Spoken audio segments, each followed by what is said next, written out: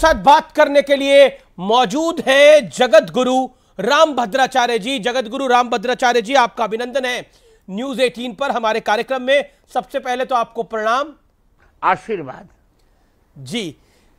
जगत गुरु जी, आज जब मैं आपके साथ संवाद कर रहा हूं तो बहुत सारे विषय हैं जिस पर लोग आपके वाक्यों को सुनना चाहते हैं, आपके जवाब को सुनना चाहते हैं।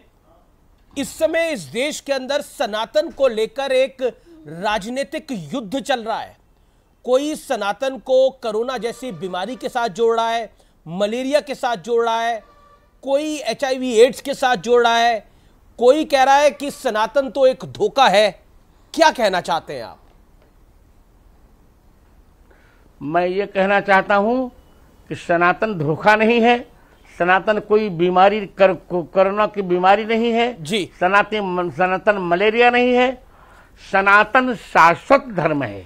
सनातन का होता जिसका अर्थ होता जिसका कभी ना नाश हो। जो नष्ट करना चाह रहे हैं वे स्वयं नष्ट होंगे। रामचरितमानस को लेकर बहुत कुछ कहा गया। मैं नेताओं का नाम नहीं लूंगा, कई सारे नेताओं ने बोला, एक गठबंधन के नेताओं ने भी बोला, उत्तर प्रदेश के भी एक बड़े नेता पूर्व मंत्री ने भी बोला, बिहार के भी एक करंट मिनिस्टर ने बोला। लगातार रामचरितमानस को लेकर बहुत सी बातें की गई। अब सनातन धर्म को लेकर कहा जा रहा है, तो क्या आपको लगता है ये पूरी प्लानिंग के तहत हो रहा है? पूरी प्लानिंग के तहत हो रहा है, षड्यंत्र के तहत हो रहा है। विदेशी ताकतें इनको बल दे रही हैं, भारत को कमजोर करने की साजिश रची जा रही है। पूरा का पूरा षड्यंत्र है। और मैं तो ये कहूँगा कि जो इंडिया गठबंधन हुआ है उस केवल सनातन धर्म को अपमानित करने के लिए ही हुआ है। और उनको स्वयं ज्ञान नहीं है कि राम से भारत की सत्ता है।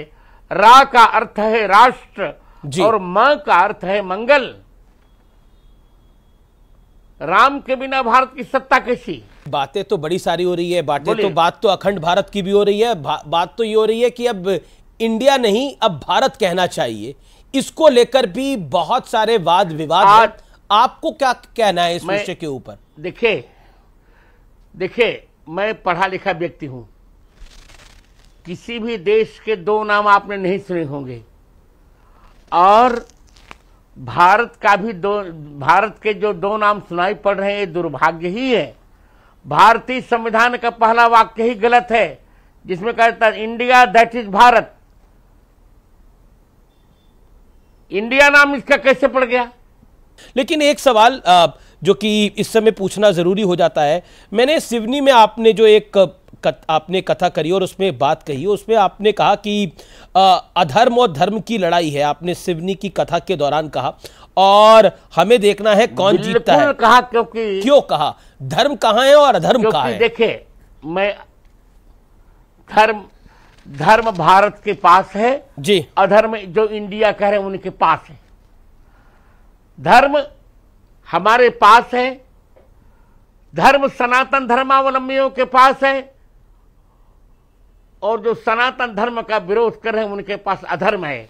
जी, आपसे एक सवाल मैं पूछना चाहता हूं। संत होने के नाते आपको हनुमान चालीसा में एक पंक्ति आती है, शंकर सुवन केसरी नंदन। लेकिन इसका अर्थ क्या शंकर स्वयं केसरी नंदन है? अगर आप थोड़ा सा संक्षेप में बता पाए गुरुवर।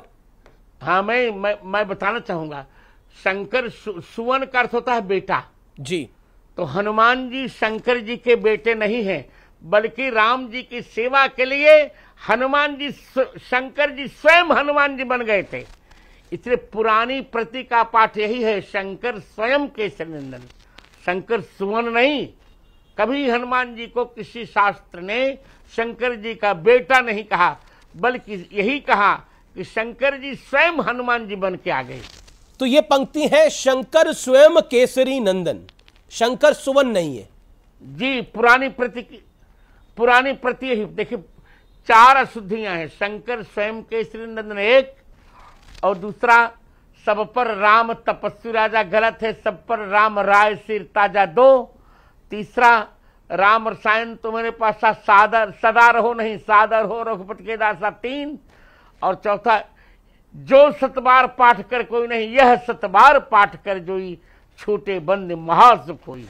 जी, ये भी कहा जाता है भय बिन होए न प्रीत। जब भगवान रामचंद्र जी समुद्र से प्रार्थना कर रहे थे। मैं तो सुनिए, मैं तो यही कहूंगा कि ओम शांति शांति शांति, ये नारा बुढ़ों का हो चुका, अब तो इसको ओम क्रांति क्रांति क्रांति कह देना चाहिए।